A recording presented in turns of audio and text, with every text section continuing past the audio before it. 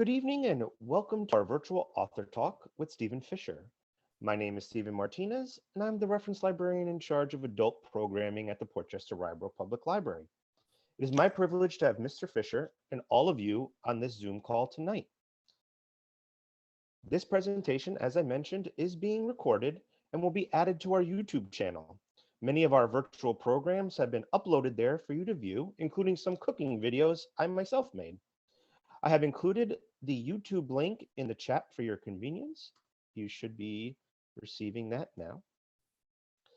I'm going to ask that you please hold any questions until the end of the presentation and that you remain muted unless you're asking a question. At the end of the presentation, if you have a question, I ask that you use the raise the hand feature and I will call on you. If you're worried you may not remember or you do not wish to speak publicly, please feel free to type your question in the chat and I'll be happy to ask for you. The raise the hand function is found underneath the participant list and the chat can be found at the bottom of the screen that lists all of our tiles. It is my privilege to introduce Mr. Fisher, author of Into Russia's Cauldron. He was a graduate of Portchester High School in 1977. He worked internationally for Citibank for 35 years prior to becoming an author and historian. His book will be available for purchase starting Thanksgiving week. I now turn this over to Mr. Fisher, and thank you everyone. And I'm now going to make Mr. Fisher the host. All right, Mr. Fisher, feel free once you've been notified as the host to start your presentation. Thank you, Stephen. Just a technical question. Are we limited to 40 minutes or is this, going to be longer than that? I can't remember if Zoom has a... No, we are through the library. We have a paid service. We have the... Okay, so we're fine. Okay, so that's technical question solved. Anyway, good evening, everyone. Thank you for joining tonight's webcast, sponsored by the Portchester-Rye Library. My name is Stephen Fisher. I am the author of the new book, Into Russia's Cauldron, and I am very happy to come back to Portchester, my hometown, to share with you an exciting and an impactful story about the Russian Revolution. So for the next 30 minutes or so, I will take you back in time.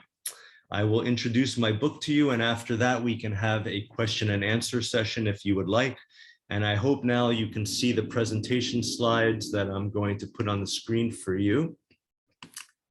And here we go. Good. So without further ado, let's begin. The title of tonight's talk is A Cautionary Tale from the Russian Revolution, An American Vision Undone. And my book is based on a fresh eyewitness account of the Russian Revolution, never published before. It is the journal of a young American, Leighton Rogers. Leighton Rogers tells the saga of one bank's vision for Russia and his own experience living through it. The book is also a story of men blinded by hubris, and the book highlights questions Leighton Rogers and his colleagues asked about Russia some 100 years ago, which still resonate today. In concluding my remarks this evening, I will share with you why this story was compelling and fun to write, and my personal experience as an author who embarked on an amazing adventure. So without further ado, let us go back in time. 1 century ago, to be precise. Russia was still an empire and the United States just went global. And I have a question for you. Now, come on, guy, you gotta move. Okay, sorry.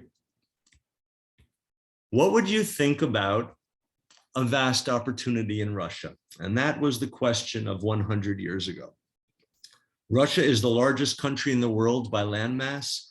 In 1917, its population was 159 million people, and the US at that time was only 103 million.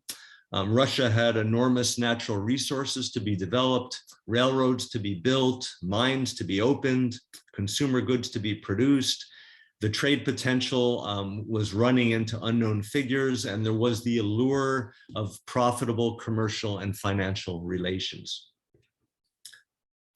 And what do you think about this bank president's vision? Russia's need for capital is like Sahara's thirst for water. Well, that is Frank Vanderlip, the president of National City Bank, writing in Scribner's magazine way back in January 1902. But this man had a vision, and it wasn't shared by just him. Many business leaders in America were thinking the same thing. And I have a quote from the US ambassador to Russia, David Francis, who was posted in Russia during the Russian Revolution, who wrote in a similar fashion: the resources of Russia are so enormous and the opportunities for development so numerous. So what Frank Vanderlip viewed as a great opportunity was viewed by many people. And this brings us to the background of where this was happening. This was all happening in the fervor of a new American globalism, and America was expanding internationally in 1910 and after the war in 1920. And you would see a very fast expansion of international trade. There was excess money in America. The capital was being exported. America was exporting technology. There was an opportunity to have a preeminent international commercial presence. And there was very close coordination between business and the United States government. And there was a good reason for that, because as America internationalized, it created more jobs and more opportunities. And that was exactly the objective of the Woodrow Wilson administration, was to create more jobs and make the American economy more stable and strong. So everything all fit in quite well. And I have another quote again from Ambassador David Francis at the time. This time he's writing to President Wilson. And he says, "I have also talked with National City Bank people who thoroughly agree with my plan to promote commercial relations between Russia and the United States. Frank Vanderlip, president of National City Bank, assured me that he would second any efforts I would make." And this was in 1916. So another question for you. If you had just graduated college, would you take a job overseas with National City Bank? Well, this young man, Leighton Rogers, did exactly that. Leighton Rogers was born in Massachusetts in 1893. He graduated Dartmouth College in 1916. And upon graduating, he immediately joined National City Bank to start an international career. After 3 months of training, Rogers was assigned his first job, no less, to Petrograd, the capital of the Russian Empire, and he arrived there in October 1916 to help open National City Bank's first branch. Leighton Rogers worked in Petrograd until he escaped the revolution in March 1918. So here we have a situation of falling into Russia's cauldron, and that's the name of the book. Two men, Vanderlip and Rogers, of vastly different backgrounds and social standing, will find their fates unexpectedly intertwined in Russia. Another question for you. Well, not a question. This is what happens to Leighton. So Leighton Rogers arrives in Petrograd in October 1916, and Petrograd at that time, it is a petri dish for revolution. Things are not looking good. And Leighton Rogers arrives there, October 1916, completely unprepared. He knows only 3 words of Russian. His assignment, help National City Bank open and run its first branch. Now, Leighton Rogers recorded everything he saw and experienced in his journal, from his very arrival in October 1916 until his escape in March 1918. And reading his journal, you understand how he tried to understand the Russians and their way of life. He strove to piece together America's revolutionary politics. And he was 23 years old, a young guy.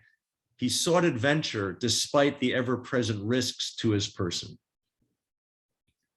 And let's talk a little about these risks. Life in revolutionary Petrograd was not very easy. There were lots of challenges.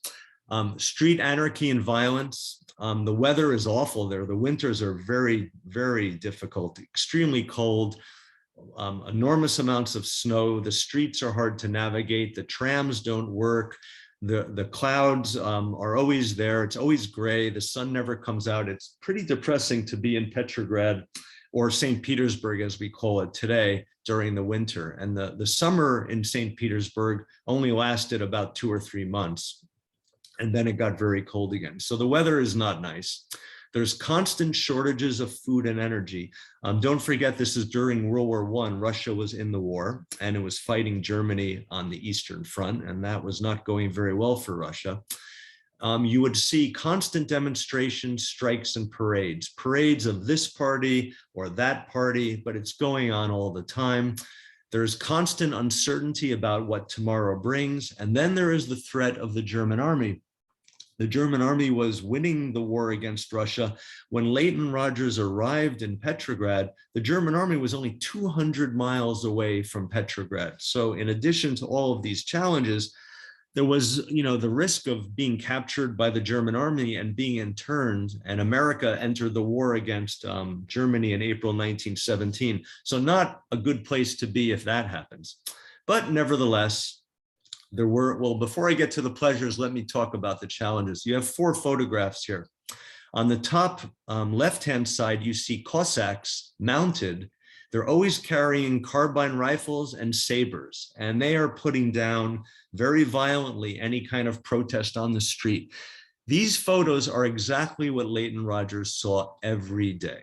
On the right top side is the Women's Day protest in March 1917, and this was a real photo of what happened.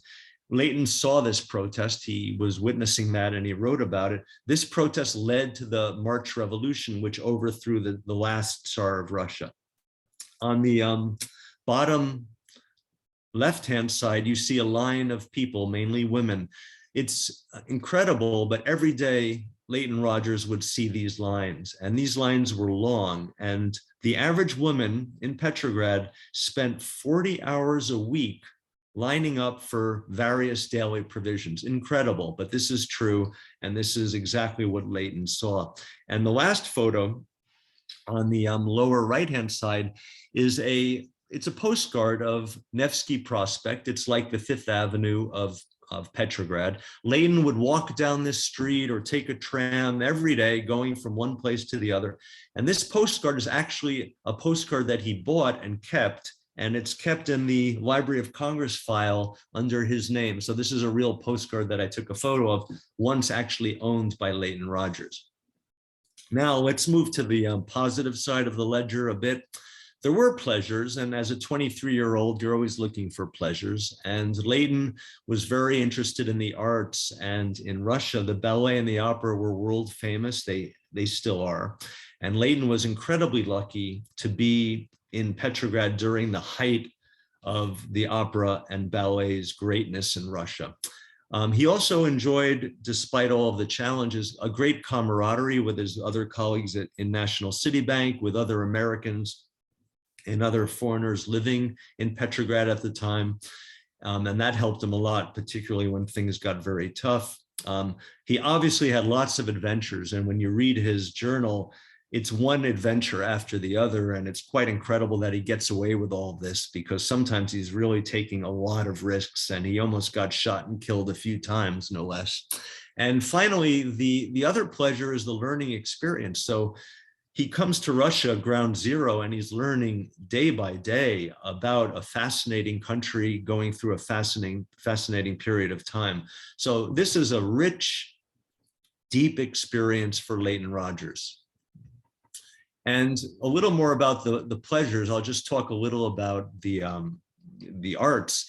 So here you have a photo of Narodny Dom or Mariinsky Theater. These are places that Leighton Rogers went to see the opera and the ballet. And here's a few pictures of very famous stars, like Maria Kuznetsova or Dmitry Smirnov or Tamara Karsavina or Shaliapin. These were the most famous ballet and opera stars Russia ever had, and Leighton got to see them live all the time for literally nothing. And one quote from his diary, which I take for you, he writes, "It ought to be a wonderful evening with a gathering of stars as advertised, Shaliapin, Smirnov, Kuznetsova, Karsavina, and Smirnova." And what's interesting is, he wrote this on Christmas Day in 1917 in his journal. And this was 6 weeks after the Bolshevik Revolution, when the country and Petrograd is a total mess and very dangerous. And he is still going to the opera and ballet any chance he can get. As long as the show is on, Leighton Rogers is going to see it.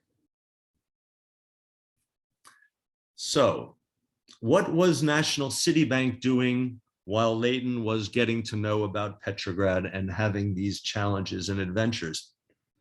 Well, the bank pursued its strategy. It opened a branch in an opulent building, once the Turkish embassy, on January 15, 1917. And you can see the photo of the branch here. This was opened 3 months after Leighton arrived.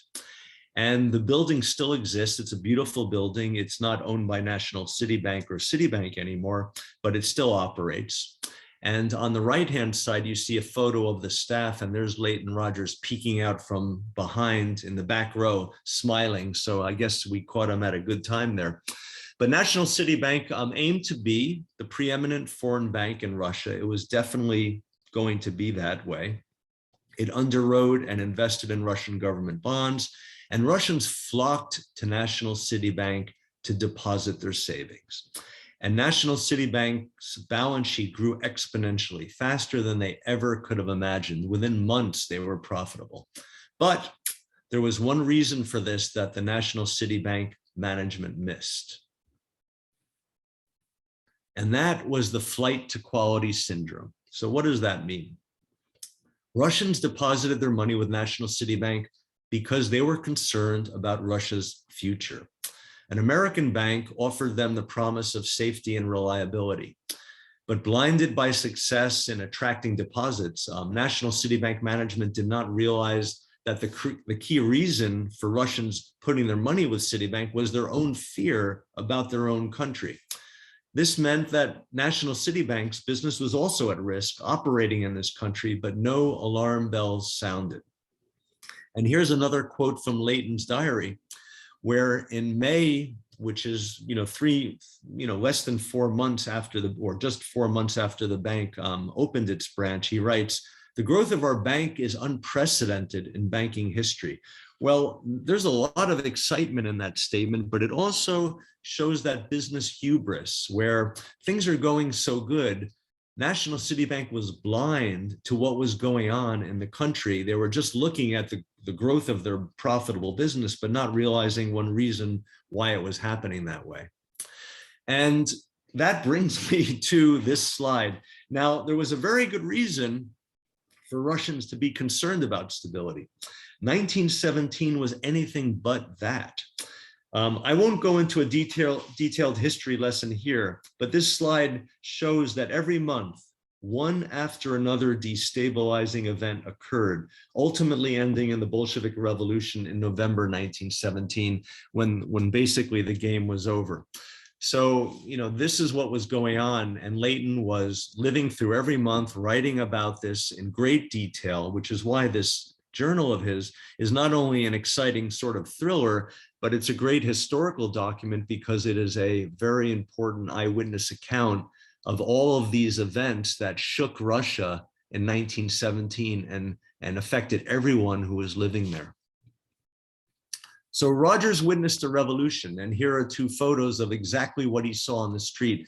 Red guards, Bolshevik soldiers, roadblocks and military emplacements right on the street. Look at the snow. This is not a very great, comfortable place to be.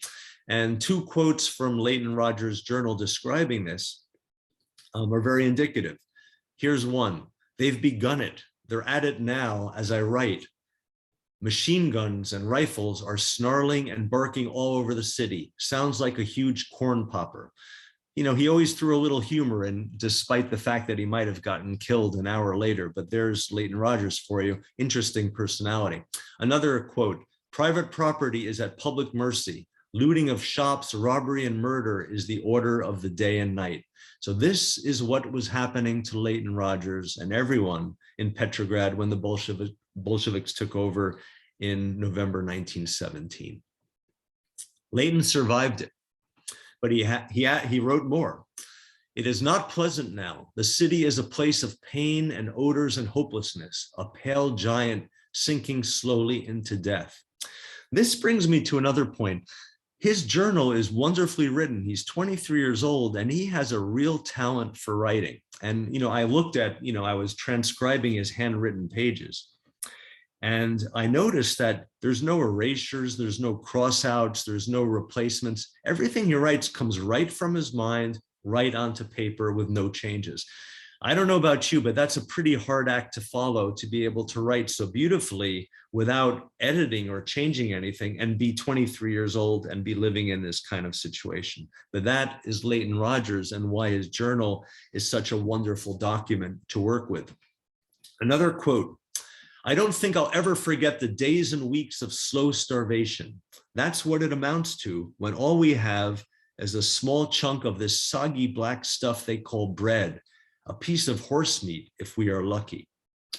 Or talk about tyrannical oppression. The Tsar and his secret police were babes in arms compared to the manipulations of this new freedom. And here he's referring to the so-called new freedom that the Bolsheviks promised. And Red Guards came right to his doorstep. Red Guards were the armed militia of the Bolshevik Party after the revolution. They occupied National City Bank's office, and Leighton had to deal with them, occupying his office for 5 days at the end of 1917. And he writes another interesting quote. It seemed that, and they were going to nationalize the bank. It seemed that nationalizing business institutions allowed for the contents of cash drawers to be divided among squad members doing the nationalizing. So again, this is a good example of, a pretty solid eyewitness account of what's going on with Leighton Rogers' unique humor thrown in. And here's a photo of what these Red Guards actually look like. So again, you're seeing exactly what Leighton Rogers experienced. So what did he learn? Let's, bring you to a bit of an epilogue. I guess you're curious, did he survive? How did he get out of this? Well, he shared the story of his incredible ground zero experiences. And in his journal, he survived 2 revolutions, the March Revolution, which deposed the Tsar, and the November Revolution, which ushered in the Bolsheviks, several coup attempts and near-death experiences by Cossack saber and bullet. He escaped Petrograd in a dilapidated railway freight wagon in late February 1918, and it took him 5 weeks to reach London, where he joined the US Army to participate in the US war effort in World War I. Leighton Rogers learned some pretty hard lessons that he did not waste in his later life. He continued an interesting international career in the field of aeronautics, and he continued writing about the Russian problem until his death in Connecticut in 1962. So Russia never left him. And believe me, if you lived in Russia or studied Russia like I did, Russia does not leave you. It always is part of you. And that's a great thing. And it's fascinating. And what did Leighton Rogers learn? Well, admittedly, he viewed Russia through a set of American lenses.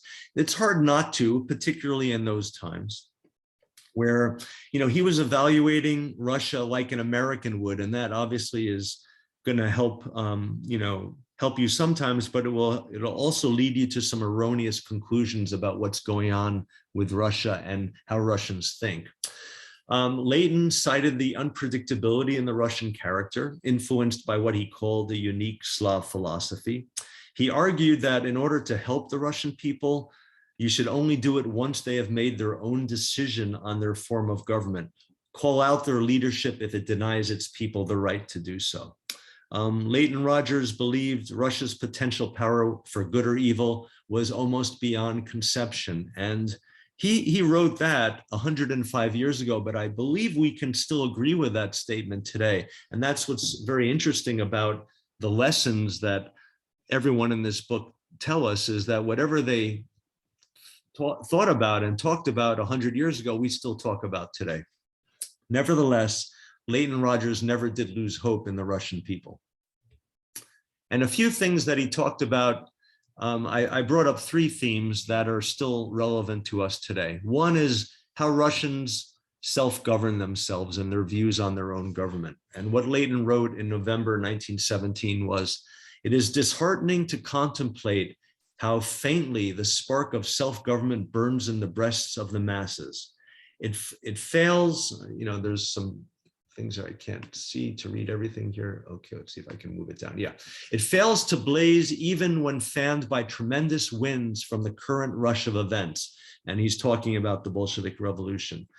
"While the fate of a nation is being fought for by a few, the many look on without realization or understanding and turn away to proceed on their daily paths." Now, he often complained that an American in this situation would take to the streets a woman, a child. Americans would fight for what they felt was right. Leighton did not see that in Russia, and that's where this quote basically comes from. Okay. Another observation he made was the role of the Russian Orthodox Church in Russia. He wrote, "It seemed to me that a church organized for political control of its people, as this one is, embracing such a huge and ignorant mass and placing so much emphasis on the symbolic in its worship, was bound to lead its patrons into mistaking the symbol for the idea, the ideals for the spirit, and thus provide only a glorified sort of idol worship." And he wrote this just before he left Russia in February 1918. Today, we still look at the Russian Orthodox Church and ask, is it truly acting as an independent church, or is its main function to support the Russian state? This debate goes on for 100 years and has not finished. And one final observation that I'll bring up, which is my favorite, is understanding the Russian people. Leighton wrote, speaking of the Russian Revolution, "In spite of the fact that we think we understand, it must be admitted that we do not understand the Russians. They are a mystery to us." And Leighton wrote that 104 years ago, and quite a few famous people have been talking about that ever since. You probably are familiar with Winston Churchill's famous statement that he uttered in a radio broadcast right after the beginning of World War II in October 1939, when he said, "I cannot forecast to you the action of Russia. It is a riddle wrapped in a mystery inside an enigma." And 20 years later, the US ambassador to the Soviet Union, George Bolin, wrote, "In two cases, we can definitely say that you're dealing with a liar. If a man says he can drink champagne the whole night without getting drunk, and if he says he understands Russians." So there you go. I'm sure you're going to hear a quote from someone else today talking about the same mystery, but that's where we are. And what happened to National City Bank in Russia? It was not a good ending. The Bolsheviks nationalized all the banks, which created losses for any foreign investor in Russia. And National City Bank lost $10 million, which today is nothing. But in 1918, $10 million was 10% of the bank's entire capital, which is enormous. If you were the president of a bank and you did a mistake and you lost 10% of the bank's capital, I think you can guess what would happen to that person. And sure enough, Frank Vanderlip was forced to resign in 1919 because of the Russian fiasco. And furthermore, the documents and account books were seized by the Bolsheviks and never returned to National City Bank. So National City Bank never could reconcile all of the business and the accounts they had, because a lot of their vital information was confiscated and never given back by the Bolsheviks. So, An American Vision Undone. What lessons have we learned from this book, from this story, from the saga I've just shared with you? First is the importance of proper, and the word is timely, communicated due diligence. And what do I mean by that? Well, National City Bank, when they went to Russia, did a lot of research, and that was all done in 1916. And they thought that things were still looking good despite the war. Russia had great opportunities. But 12 months later, as you have learned from this presentation, things changed radically. But no one did updated research, and no one communicated fully what was going on in Russia to the management back in New York. So they were unprepared for what was happening. Even Leighton Rogers' journal and everything he saw and his other young colleagues saw, that was somehow not communicated back to New York. It's incredible because he wrote about all of this, but it was never communicated. So, you know, you cannot go to an emerging market undergoing such kind of convulsions without having good and proper, timely communicated due diligence. Now, the second lesson that came out of this saga is the value of management diversity. You know, there is not one woman in this entire book. This is incredible. But, you know, after I wrote it and I read through, it just struck me, there's not one woman here. You know, the management team was all from one same background. There were no minorities, there were no women, there were no people from different backgrounds and experiences. They were all one cut of cloth. And furthermore, there were no Russians on the management team. Well, you know, if you want to talk about lack of management diversity, I couldn't give you a better example than that. If there was such a diversity, you could imagine that everyone would have different ideas, everyone would share different experiences and insights, everyone would have different observations and share them and come up with a much more comprehensive view of what was going on in Russia. Well, that did not happen. And that's because there was no diversity in management, either in New York or in Petrograd.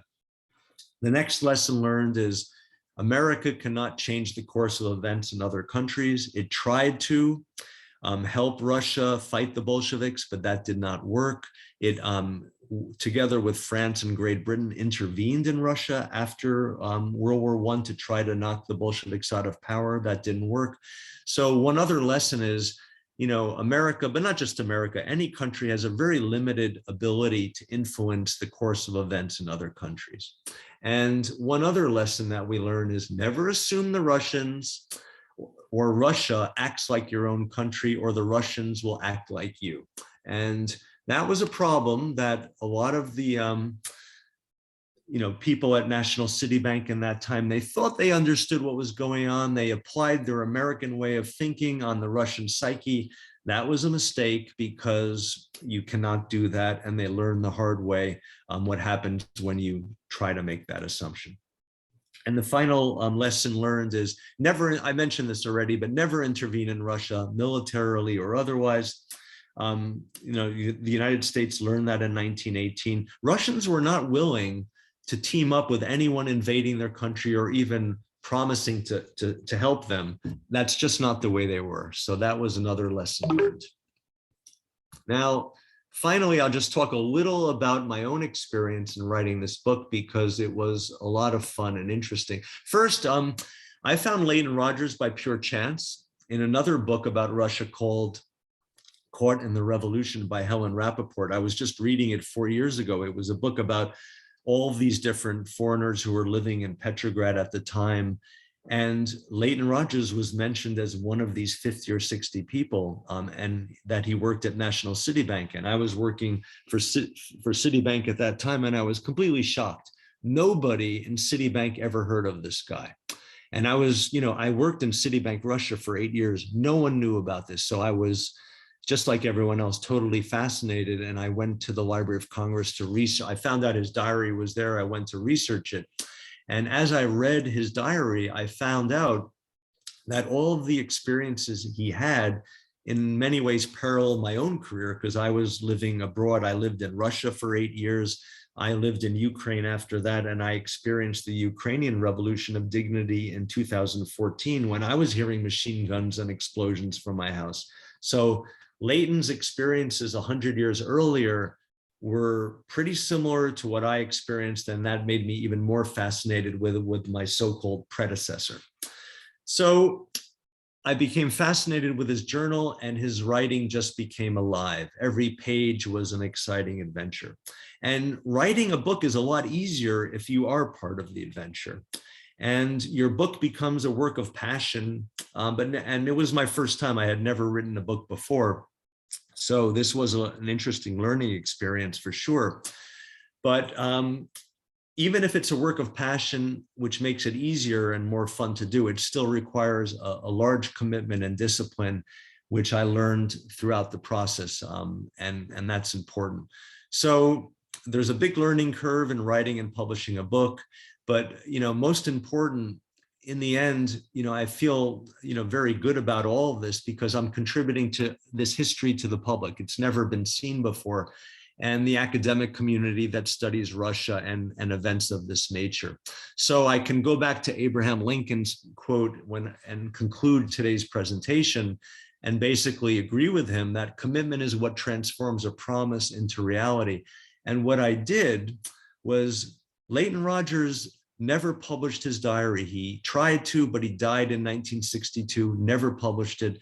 I published it for him 60 years later, and I feel that in a way I brought his wishes and his hopes into a reality that he envisioned, but it just took an extra permutation in the end. Well, thanks a lot. That's our 30-minute presentation, and I'm happy to open this up now to questions and answers that you might have.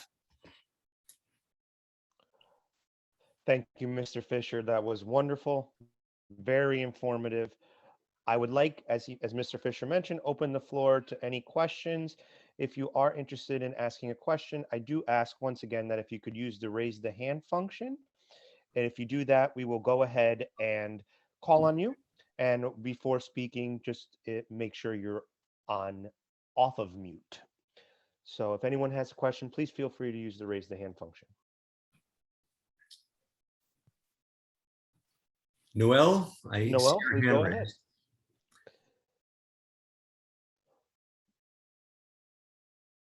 Oh, you just might need to take yourself off mute.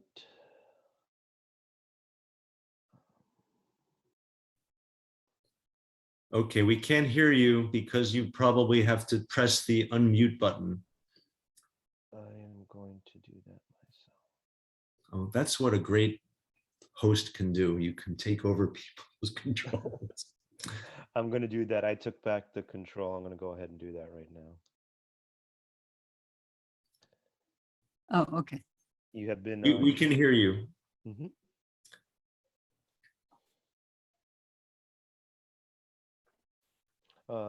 Noel, please go ahead.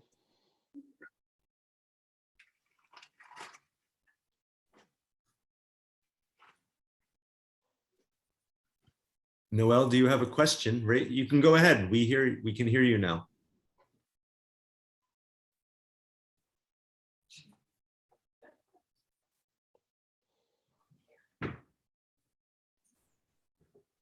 Hello.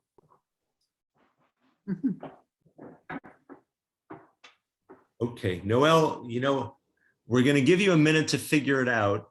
Okay, you raised your hand. Can you talk now? Okay, Stephen, you're going to have to send Noel a help message. Not a problem.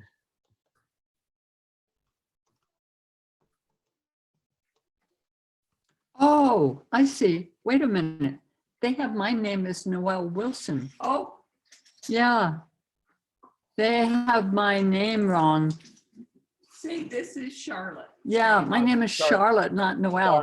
Sorry for the confusion. That's how it was listed in Zoom. Charlotte, please go ahead and ask your question. Oh, okay. Well, thank you for the presentation and for this huge opus.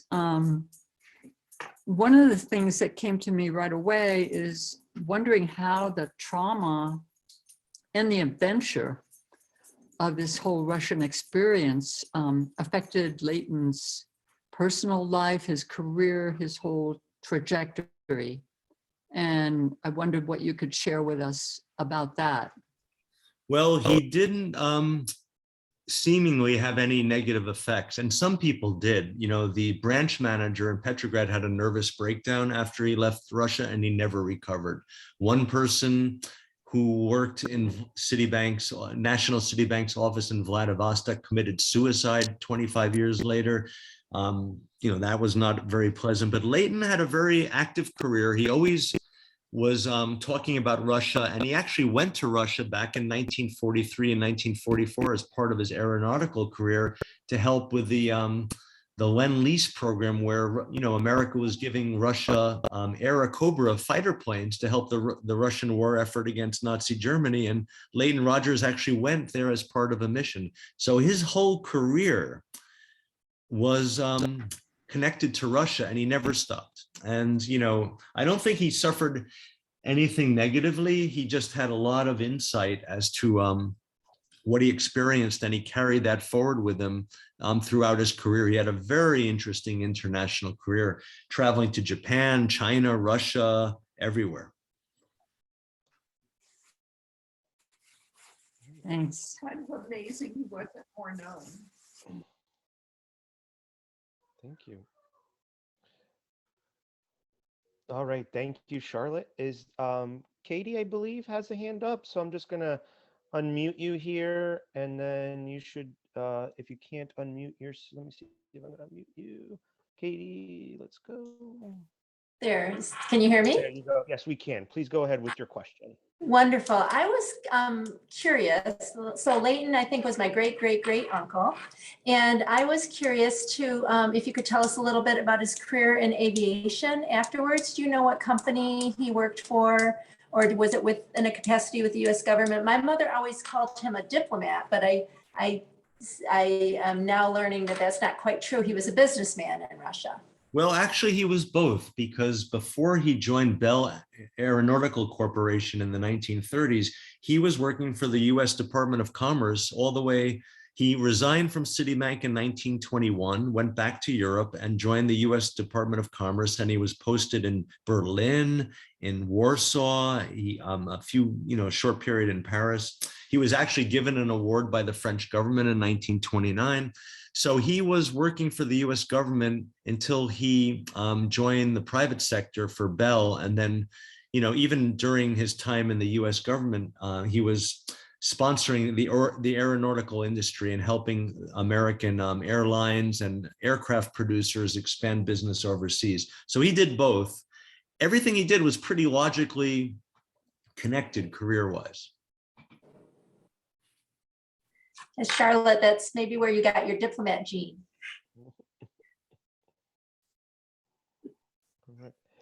Thank you, Katie. I saw before, I believe, did Camille and Lou have a question? Yes, let me take yourselves off mute and feel free to ask your questions. Hi, Steve. Hi, hello, everyone. Hi, Lou. And it's Steve and Steve. Sounds like a law firm. Yes, it is. Beautiful presentation, Steve. You really whet my appetite to get the book. Yeah, Camille's giving you the thumbs up too. One thought that's running through my mind is I just can't wrap my brain around the fact that the National City Bank? Yeah, that was and now it's called Citibank. That 100 years ago, it was called National City Bank. And the name of the gentleman that cooked up this idea to create a branch? Frank Vanderlip, the president of the bank. He was the visionary who said, we have to go to Russia. And, if there wasn't a Bolshevik revolution, they would have established branches all over the place. They were hot to make Russia as the new frontier. Wasn't the Bolshevik revolution just on the horizon? They didn't see this coming. Nobody did, and they didn't either. Really. But even with a world war, with the Germans breathing down your neck, they still thought it was to their advantage to open a... Yeah, Lou, it's incredible because, and they weren't the only ones. They all said, well, Russia after the war is going to be great. They had this vision after the war. But what they didn't see is during the war, things are going to hell. And Russia was falling apart. It was falling apart. So it was that blind hubris, that expectation, that lack of due diligence that blinded them to what was going on. To be fair, the Bolshevik Revolution took a lot of people by surprise, but Lenin came back in April 1917, when National City Bank was still doing very well. Everyone knew he came back, and he was, yelling and screaming from the streets, and what he was talking about was pretty ugly. So it's not like he just appeared overnight. This was happening, and people just did not give it credence that this could, turn into a revolution and upset everything. And this is a great lesson because it's a lesson in history. It's a lesson for the future. If this could happen 100 years ago, believe me, it can happen again, which is why I refer to these lessons learned. You know, you better keep your eyes wide open and do your due diligence because things change quickly. And if you're not watching what's going on the streets, you can get thrown for a real surprise. Yeah. Thank you so much.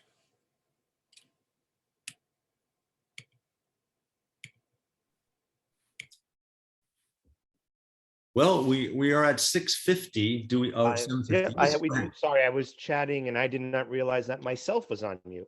So I had a funny joke and everything, and I was on mute myself. So I will try that funny joke again. So unless Zoom is playing tricks, I believe that there's another Stephen Martinez on the chat, and they are interested they have their hand up to ask a question. So please, and if you're not Stephen Martinez, introduce yourselves and ask your question. There were on this end, it's Dick Hubert with my wife, Yelma Hubert. We would have from the beginning, except having signed up for this wonderful presentation, we never got the Zoom link.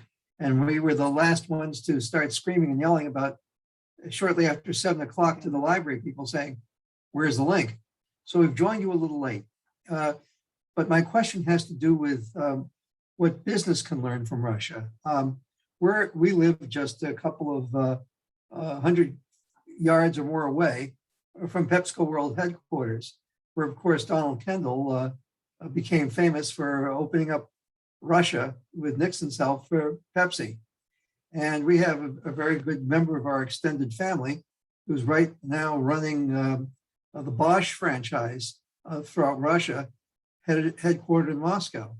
And I'm wondering if these business people have learned anything from your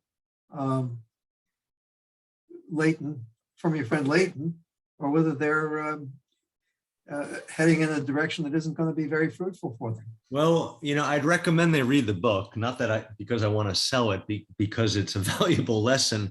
And as I said, history repeats itself, and there's something called institutional knowledge and institutional memory. And this book, in a way, is institutional memory.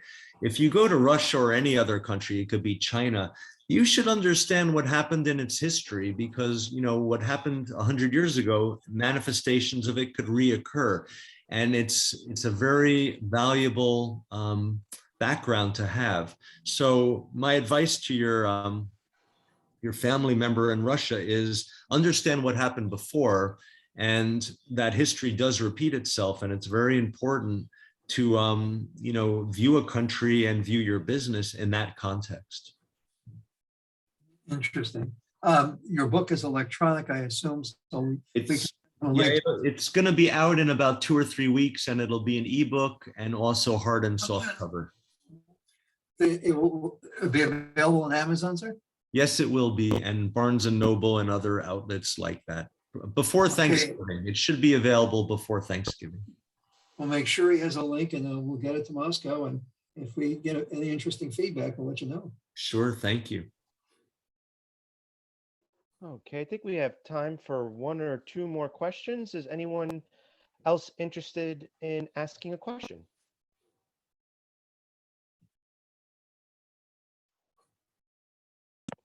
Yes, I have a question. You mentioned that your experience paralleled that of Leighton, and that he saw a great deal of the arts. When you were in the Ukraine, did you find a great experience in the arts there? I did, and when I lived in Russia for 8 years as well, from 2002 to 2010. I was going to the Bolshoi Theater, to the opera, you know, the theaters and everything all the time. And that's why the Russian banya, the Russian bath, you know, that's another, you know, fun thing to do. Everything Leighton did, I did as well. I unfortunately did not see the famous stars he did 100 years ago, but I did all of that, and I had all my adventures as well. And I, you know, almost got shot in.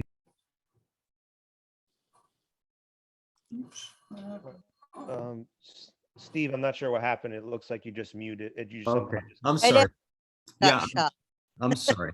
But anyway, I just said that when I was in Moscow and Ukraine, I was doing exactly the same thing. There was lots of opera, ballet, theater, music, And, you know, when you're in a foreign country, you should try to enjoy that as much as you can. I certainly did. The only thing that was different between me and Leighton is I didn't have any Cossacks chasing me with sabers. That was sort of out of fashion by then. Luckily. Yes, Katie, feel free to unmute yourself and ask your question. Unmuted. So I just have to ask personal life. I'm just starting to read Leighton's book that he wrote, which is Wine of Fury. And it mentions I believe it's a Russian, well, at that time, probably maybe part of the aristocracy or secondary to the aristocracy, love interest in there. I'm wondering if he had any love interest. I believe he was unmarried throughout his life, a bachelor all his life. Were you able to, through his memoirs, did he record anything of a personal nature? Well, yeah, let me tell you. Well, you're referring to, you know, his novel Wine of Fury that he wrote in 1924. It was published in New York and London, and it got a good review in the New York Times book review. And, you know, I read the novel, and of course I've read his journal, and, you know, that novel is coming from his journal, you know, even the same phrases and events, you know, there is a direct connection between that novel and his journal. But interestingly, there are no women mentioned in his journal at all. Just one girl named Easterly, and she was the friend of one of his colleagues. There's no women, there's no love interest in the novel, in the journal at all. So I guess he decided later on he had to make it a little more spicy and interesting in his novel. But in his journal, no. Sure. It was all business, I guess. It was a great journal and it's fabulous to read. But there's no, well, you know, there's description of, you know what he was interested in? He was fascinated by the women's battalion. The Russian army had a battalion of women with shaved heads, very fierce, who were not scared of anything. And he was totally fascinated by the women's battalion. And he writes about that a lot.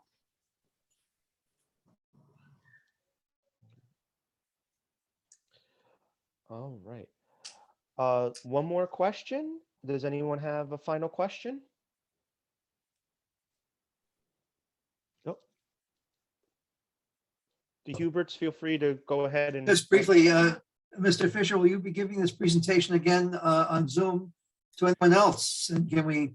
Well, you know, the good news is Steve Martinez is recording it and he's going to post it on the Portchester Library website. So whatever you missed, you can watch it in entirety. And I'm sure once the book comes out in a few weeks, I'll do more of this. And when I get feedback from interested people like yourselves, maybe I'll amend it or I'll do different stuff. But, you know, as you can tell, it's a lot of fun. It's totally fascinating and there's a lot to talk about, but I tried to, you know, focus on 30 minutes. And since I don't know many of you, I don't know exactly what you'd like to hear. So I was sort of doing my best the first time. Let me ask two professional questions. Do you have a publicist for your book? No, not yet, but we'll see. You need one because you should be getting some bookings. A couple of television cable shows come immediately to mind. Well, Mr. Hubert, I'll call you and it seems you've got some good ideas. So I'll contact you later. I come out of the business, Mr. Fisher. That's why I ask. Well, thank you very much. Well, on behalf of the Portchester Rybrook Public Library, the residents of Portchester and Rybrook, and all of us on this call, Mr. Fisher, I just want to say thank you so very much for doing today's presentation. It has been very informative, very educational. And as you mentioned, and as we stated earlier, this presentation is being recorded and we will have it loaded to the library YouTube page and website. And I hope to have that completed by the end of this week. We will also, for those residents who live in Westchester County, we will be getting copies of the book when it becomes available, so you can borrow it from the library. And I will make an announcement as well on our social media to let everybody know that we have a copy available and it can be borrowed. So for again, thank you so very much, Mr. Fisher. I would give you the last word if there's anything else you'd like to add in closing.